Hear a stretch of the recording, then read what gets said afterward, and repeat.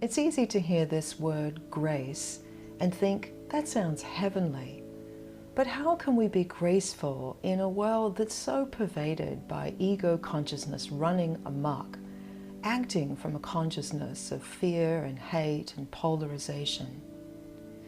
One thing about grace that's very curious is that while it's lofty and heavenly, it's also very deeply practical. And ego relaxation is the practice that brings grace alive in your direct experience.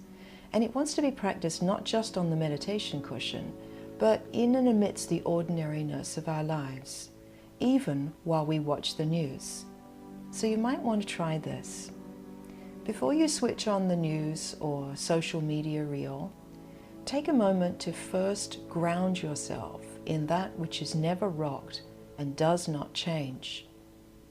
Just taking a breath and leaning into that question, what within me is never rocked and does not change, might lead you into a felt sense that you exist, we all exist, within something so much deeper and more intelligent than our mind can name or even fathom.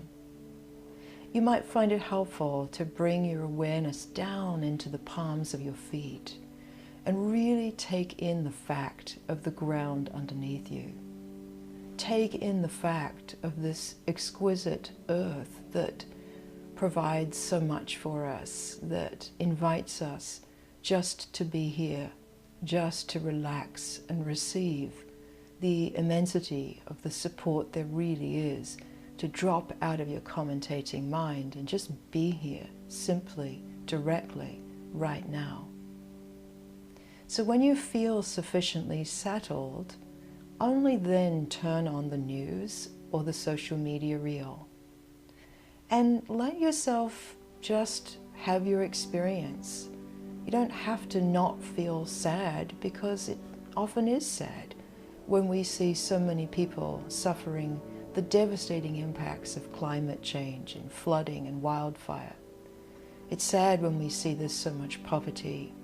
It can be very disappointing to behold corporate greed running unchecked and some of our politicians behaving without integrity. Yet, what if we don't contribute to the polarization by hating the hateful, judging the judgment, descending into despair? What if we consider this, as Marianne Williamson first articulated, as humanity's prayer list? If we don't get caught up by the appearance of who's the good and who's the bad ones, and we open our heart to this collective suffering, something quite powerful and beautiful begins to take place in us. We relax out of our reactions and our judgments, and we find the strength to not close our heart to the difficult facts of life. We refuse to participate in the hatred. While it might be true that some of these distorted behaviors might indeed warrant an intervention, it's very clear that the important and helpful interventions are not going to come from your ego.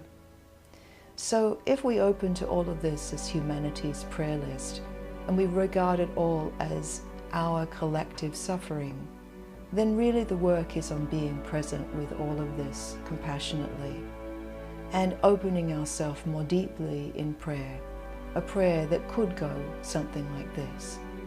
Help me stabilize in the infinite source. Open my heart to all that arises. Not be deceived by the appearances. Make me into a more grounded, wise, mature, compassionate, elegantly responsive human being. And lead me into one action that embodies this today. If you pray your version of a prayer like this, then there truly is hope for our world. Just as a tiny sprig of jasmine can powerfully uplift a whole room with its beautiful fragrance, so your graceful way of being can contribute more truth and goodness, clarity, beauty and peace to our world that needs us all right now.